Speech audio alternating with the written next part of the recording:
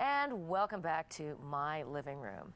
I'm happy to introduce a guest today that I know through a good friend of mine, Daisy Boss. And I've never really had a long conversation with this woman, so I'm looking forward to the opportunity to have an interview with her now and learn a little bit more about her. So Kristin Kjellgard, welcome to my living room. Thank you.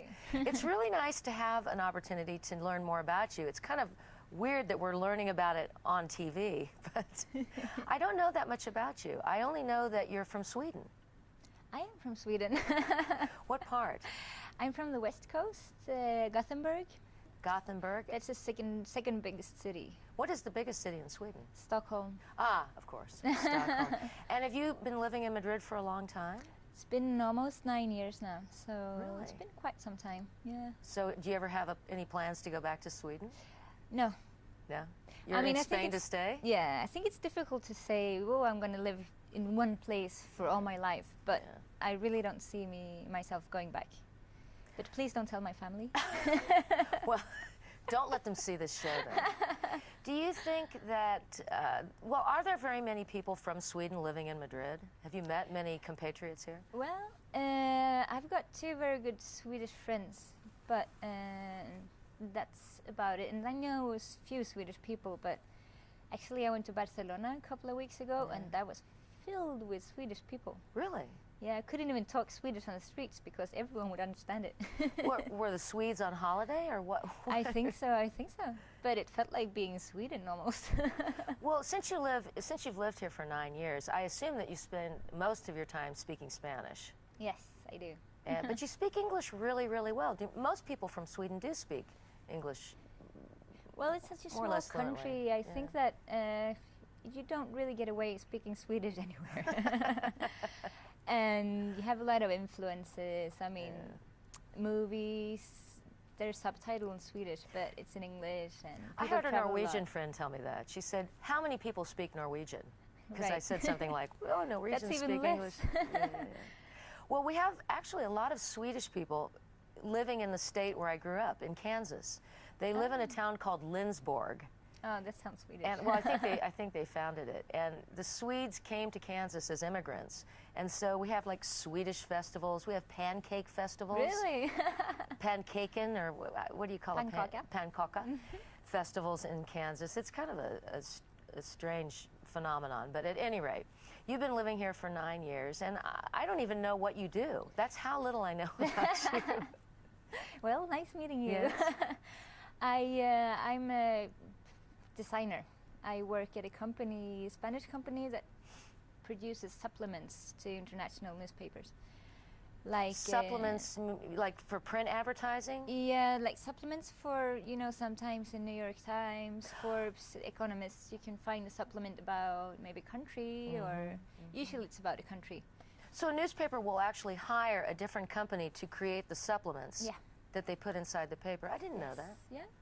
And I do the publicity inside, which is, I think it's a lot of fun because you have learned so much about different countries and cultures. And Do you consider yourself an artist? Does this require some sort of artistic sensibility to be in print advertising? Actually, I think there's a difference between artists and designers. And Yeah. artists, they want to paint and express themselves through Be their creative. arts. Yeah. Designing is more about getting a concept, to communicate. It's more about marketing. And Well, probably more about satisfying the client's desires. Exactly. Like an artist may do a commission, but they still are given creative freedom. But when you're working in the industry it sounds like you have to give the client what they want. Yes. So you have to sort of take your artistic sensibility and confine it exactly. to in a certain way. Yeah, and it's more about communication but of course it's creative. You have to be super creative all the time. Do you do your work on computers? Is it like computer graphics? Yeah. Are you involved in any other artistic endeavors in your life? Well, I love photography. Really? Yes, and I do some freelance jobs as as photographer once in a while. That you get paid for? Yeah. That's nice. Do you photograph nature, or do you like to photograph people? People. I always photograph people. Do you photograph models or actors? A lot of times actors and actresses need to have what we call headshots. Have you ever done that? Not really, not really. Oh, it's a rather nerve-wracking experience. They're usually black and white, or they used to be black and white when I was doing some of that. But it always feels really artificial, and the photographer's trying to get you to look natural, and you don't feel natural at all. So you spend an hour trying to get comfortable, and then they maybe get one photograph out of the whole photo shoot that looks even somewhat acceptable. Yeah. No, that's why the best photos are always of friends or family, because by now they're used to me always taking photos all the time. So do they ignore you? Oh, yes, Kristin's so here with the camera. So they actually do relax. Yeah. But it's taken some years to get well, to that now, point. do you have a chance to go back to visit your family in Sweden very often? I usually go once a year in summer. Yeah. Well, when is summer in Sweden? Like It's June? like here, July, June, July, August, if you're lucky. This year they didn't have a lot. It was raining all the time. I went for a week and it was sunny. You know, I heard that the weather in Europe this summer was not good. Like, I remember hearing from some friends who went to Paris that it was terrible weather, and in the north of France. And I suppose in the north of Europe, they did not Really enjoy bad. much good weather. No. So now everyone is buying tickets to Thailand.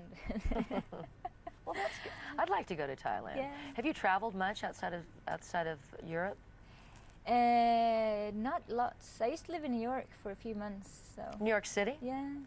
Study a bit. You and Daisy have that in common. Were you there at the same time? No. Our mutual friend. Maybe we were. No, I don't think so. We didn't know each other by then. Did you like New York City? I love it. New York City makes me nervous. It's a city that has it's frenetic. And every time I've been there, I feel extremely like, it's so busy, it's so noisy. Yeah. But maybe That's to what a I love foreigner, about it. really, Maybe not to live there forever, but you know, and that's what I like about Madrid too. It's very noisy and always you something like going the noise on. in Madrid?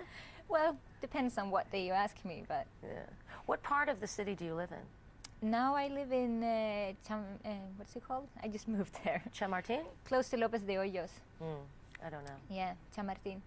So I used to live on Calle Mayor, and that was noisy, and there was something going on all the time. Yeah. And But you're young. I mean, that's exciting. I think at my age, the excitement of the noise and the parties and the staying out all night doesn't have the same attraction as it did when I was younger. In the end, I got a bit tired of, and it's always so crowded. If you go to the supermarket and you try to get back home with all the bags and you just bump into people. Well, now you bring up an interesting point. When I first came to Madrid 4 years ago, I already knew about the difference in body space, the difference in the European, the Mediterranean sense of space, and the American sense of space, which is quite a bit different. And the thing that I expected that, and that didn't surprise me. But one thing I wasn't prepared for was the fact that people bump into you a lot, and they don't seem to mind. No. Like if you have a shopping bag, somebody will just come walk down next to you on the street and just bump you. And in the United States, people are very careful to, give everyone their space. We really try not to touch each other unless we know each other.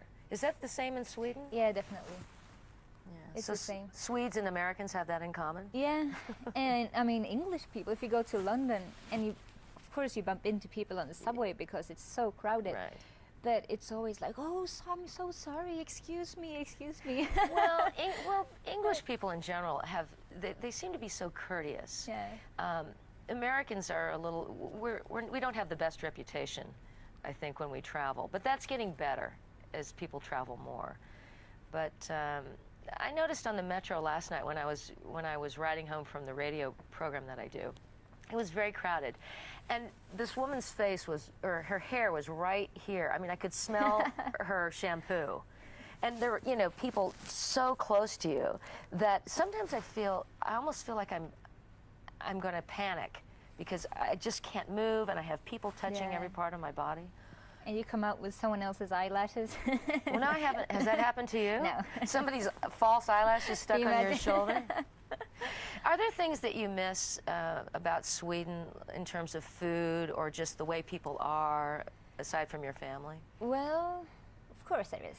I mean, it's a big difference, but friends and family, they are pretty happy to come and visit so far. Yeah, I bet, when the weather's nice. Yeah, and so that's why I only go back once a year, even if it's close, because they come here. And when you come back to Madrid after visiting on your annual visit, what's in your bag? What do you bring back with you? I bring back the Swedish fish balls. Swedish fish balls. They are like meatballs, but made of fish. And they make a sauce made of dill. Sounds delicious. And it's kind of Are they gross. good? Yeah. No, there's a lot of Swedish people who don't like it, but I love it. Can you buy these Swedish fish balls at IKEA? No. Doesn't IKEA have a little gourmet market there? Excuse me. They do, but they don't have the fish balls. They're not that popular. So. Yeah. What else do you have? Do you bring clothes back? Are there certain styles that you like to wear that you don't find here? No, I bring books back. Yeah. Paperback books and candy. Candy? Lots of candy. There's this whole culture of candy that doesn't exist here. In Sweden? Yeah. I had no idea. Everyone eats I think candy. of pancakes, IKEA, Yeah. Swedish or Scandinavian design, and what else do I think of when I think of Sweden? Cold weather. Freezing. Fair-haired people like you. Do you look typically Swedish? Yes, more or less. Yeah. I mean, red hair, could be Irish, no? But Well, you're tall. You know, you had ABBA though. You had one of the famous pop groups ABBA. come out of Sweden. Roxette. The Roxettes? Yeah. Yeah, there's a lot of music coming from Sweden, but usually you don't know about it because there's so many groups, and that's not the main point. I don't know much about. I don't keep up with modern music very much. I studied classical music when I was in university. I studied classical piano and opera and things like that. Do you play piano? Yes, I do. Oh, wow. Yeah. I wish there were a piano here. I wish I had a piano. That's one of the things about deciding to move to another country, is that in that decision-making process, you have to sort of say, okay, if I want to live in another country, I have to give up some of the foods that I love. I have to give up some of seeing my friends on a normal basis. In my case, it meant having to give up the idea that I was going to have a piano. Because where are you going to have a piano living, you know, in a flat in Madrid? Yeah. I suppose I could move to the suburbs, but that doesn't sound very exciting at this point. You and your piano, But yeah. no, I do feel like I've given up some things, but I think it's worth it. I think the you opportunity. have the American food stores here. Quite What? a lot. You have the American food stores? Well, there are two that I know of. Ask me how many times I've been into those food stores. How many times have you been? Once. Really? Once, yeah, once. I try not to eat American food. I don't really miss it that much, and if I do, I eat it when I go home. And when I go back to the United States, the first thing I want is tortilla patata, or you know, some of the food that I miss in Spain. Yeah. So wherever you go, there you are. Yeah. Is the old saying. Yeah, What do you do in your spare time in Madrid? You know, aside from working, which I know you do a lot, what do you do on the weekends? Well, Or what do your friends do?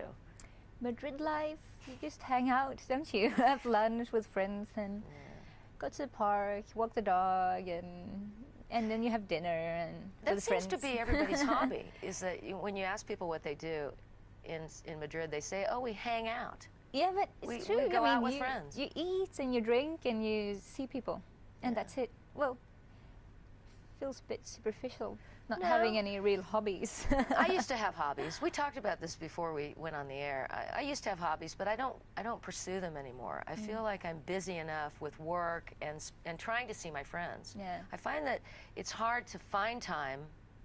I find that it's hard to spend time with my friends as much as I'd like. Yeah. So maybe I should just invite my friends to the show. Yeah, and then you I can can see have them at work time. conversations with them. Say, hey, I haven't seen you in a while. Would you like to be on television? Good we idea. can catch up on the air. Well, that's sort of what I do on the radio program that I have. Really? I use that as an excuse sometimes to talk to my friends. I even call my family on occasion, and I use that as time to talk to them. It seems artificial at first, but once you start talking, as we're talking now, you forget about it. Yeah. Do they live in Kansas, all of them? My parents live in Kansas, and most of my friends live in San Francisco. and I don't go back to Kansas very much. I try to encourage my parents, like you do with yours, Yeah, right. to come and visit me here in Spain, where the food is good and the sun is shining, and you know the nightlife is more fun because there's not much to do in Kansas. Yeah. Maybe that's why the Swedish people settled in Lindsborg. It reminded them of Sweden. I've heard they did in around Minnesota. Winters are cold. Because, and a lot of forests and lakes, and supposedly it's pretty similar. I got family in Seattle, actually, that I don't know even, because... Oh, you must go. They immigrated have you been so to long Seattle? ago. No, never. Woo. You like it? Oh, it's wonderful. They probably have fish balls there. All right. I'll go then. There's a lot of fish. It's on the upper north, the northwesternmost point in the United States is in Seattle. So you should try it out. I'm gonna go for some fish balls. Can you make Swedish food yourself? Can you create these fish ball wonders in your kitchen? Never tried. Do you use breadcrumbs and flaked fish with egg? I mean, is it like making a regular meatball? I don't know. Sorry. All you know is that you I buy just them buy when them you go. ready-made. No, I don't do a lot of Swedish cooking. My grandma tries to show me how to do it, but it's... You know, my grandmother used to make this wonderful potato salad and I don't remember the secret, but she cut up the potatoes and marinated them with onions and put them in the refrigerator for 2 days. Wow. And then when the 2 days, when that time period was up, she took them out and mixed things with them. And I always wanted to ask her how she made it, because she didn't have a recipe, and then she died. And I kept asking, like, my grandmother's friends and my mom, her only daughter. I was like, Mom, how did Grandma make this potato salad? She goes, I have no idea. So maybe you need to. Is your grandmother still alive? Yeah. Maybe you need to ask her about the I fish do. ball recipe. Every Christmas she asks me, what do you want for Christmas? And I say, I want you to write me a cookbook. And she says, oh no, it's nothing special. Well, see, that's the problem I got into. But they actually live in the south of Spain, in Almuñécar. Yeah. My grandparents, so they do a lot of Spanish cooking too. Were they here first before you came to Spain? Yeah, Is they've that been one here of the for 30 reasons why you years. moved here? Yeah. They haven't had an avocado plantation. Avocado plantation in the south of Spain? Yeah. Really? So, I mean, they've been here for 30 years, so they're pretty adapted too. Yeah. Well, you've been here a long time, and you speak English very well, as the viewers can tell. And you speak Swedish, and you also speak Spanish very well. Well, so you have 3 it depends languages. on what day it is, but do you have more than that? Are there? No. Yeah. I wish, but no, I don't speak anything else. Do you find that you have to change your train of thought when you knew you were meeting with me today? Did you have to start thinking in English when you woke up this morning? Or? In the morning, first of all, I don't think. It's just nothing going on in there. Just empty, blank, tabla rasa. But no, it's funny, we talked about that before, that when, depends on what situation I'm in, if I think in English or Spanish or Swedish, but if I get close to work, or before when I used to have Daisy as a neighbor, I started to think in English when I got close to home. Oh, so as you got closer to your house where you live next door to Daisy, you had to start thinking in English so that you could talk to her? I did, automatically. Really? I don't know why. It's really funny. One of my friends calls that changing his chip in terms of like a microchip. And if I said to him, how do I say this in Spanish? How do I say this in Spanish? He'd say, wait a minute. I have to change my chip. I was like, what? Takes a while. But I suppose that, with practice, you can change the chip without thinking about it. I guess. But he had to sit there and go, okay, give me a minute. I have to think for a second. And I'm like, come on, help. I need to say something in Spanish. My Spanish is terrible. I understand more now, but I still find that if somebody asks me a question and I know I have to speak, it's like, okay, all right. Let me think for a minute, and I'll try to think of an answer. And it's harder in the beginning when you think in one language and then you have to translate it. Yeah. That takes a while. Can you speak in Swedish for a moment? Ja, vad vill du att jag ska säga? Ja? Ja. Can you teach me how to say something in Swedish? What do you want to learn? Tell me how to say, thank you for being my guest today. Tack för att du har varit min gäst idag. Okay, a little bit slower. Thank you is tack. Tack? So it's kind of similar. Okay, tack. And yeah, that's easiest part. That's why I keep saying it. Tack, tack. Like guest is guest. Gäste. So it's pretty similar Tack to... gäste. Tack för att du varit min gäst. Tack för att du varit gäst. Great. Is that even close? Yeah. I just tried to imitate your sounds. I know. Tack för att du varit gäst. Tack för att du varit gäst. Is that anywhere close to it? Well, sounds more like Danish. But Really? See, I speak Danish. This is the you're little talented. secret. There are some sounds that you can't produce in other languages if you don't start producing them when you're really young. Linguists talk about this, how there are certain sounds in Spanish, for instance, that I'm never going to be able to say correctly. The sound of your last name, Kjellgard, which I kind of want to go like that to say. Yeah, but I'll never be, even if I studied Swedish for years, I would never be able to make that sound with my... and it's with my not even a tongue. typical Swedish last name. So even in Sweden, I always have to spell it. Really? Yeah. What is a typical Swedish last name? Svensson. Svensson, of course. Mr. Svensson. Johansson. Yeah, sure. Well, Johansson. I'm really happy that you came to visit with me today, because I feel like now I can call you up and say, hey, Kristin, what are you doing? And you can speak Swedish to me. And I can, well, I won't ever remember how to say that, but it is funny how just having a 30-minute conversation with somebody sort of opens the door to friendship. And I won't feel so self-conscious about calling you like I felt yesterday. I'd only met you once before, and I'm calling you on the phone going, hi, Kristin, you don't remember me, but I'm Daisy's friend. And no, but she always talks about you. It feels like I know you. She does? Yeah. What does she say? always. Only bad things. I'm going to have to talk to her about that.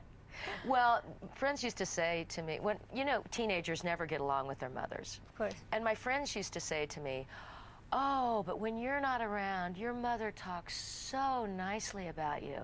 And I was like, she does? She does? And I was always surprised by that, because around me, she didn't say these things to me. So maybe it's true, though, that people do talk differently about other people when they're talking to mutual friends. Probably. So I'll probably call Daisy today and say, oh, Kristin was so great, things that would embarrass you, that I would never say probably to you, but because I wouldn't want to embarrass you. But do you have to go back to work now? Do you have to go back to Back to Madrid, work. back to your office, back to the computer? Do some more ads before. Well, tell your company and tell your boss thank you for setting you free I will. for 30 minutes to come to talk to me in this setting, which actually I'm starting to get comfortable with it. It's starting to feel more like yeah, a the normal... flowers look very good with your shirt. Do they really? Yeah, look excellent. Well, so thank you again. I've really, really enjoyed meeting you, and I'm looking forward to having some of those Swedish fish balls. Fish balls. I don't have to know. learn how to make them now. Why don't we have a Swedish a Swedish dinner party at my house? Yeah, gotta bring us the snaps. Schnapps? That's like the most important part. Swedes drink schnapps. Well, it's cold. Yeah, of course. You have to have enough alcohol to or keep else you we'll warm. freeze. Well, that sounds like fun. I'd like to have international dinner parties, where one night you do Swedish food, one night you have a Mexican fiesta, which is the only food that I can cook. No, but I make a great guacamole. We can have the Mexican one. Okay. It's more fun. Yeah, will you bring the guacamole from avocados Yeah. from your grandparents' plantation? No, I'll try. And I'll supply the tortilla. And Perfect. I don't know how Swedish Swedish fish balls will fit into that. Do they have a sauce with them, by the way? Yeah, with Like a dill. fish sauce? Oh, a dill sauce. Really tasty. Okay, now I'm going to see if I can remember how to say that thing in Swedish again. Tack för att Kristin Kjellgard. Thanks for coming. And Thanks thank for you being here. for watching My Living Room today. We'll be back with you again in another episode. Adios. Have a great day.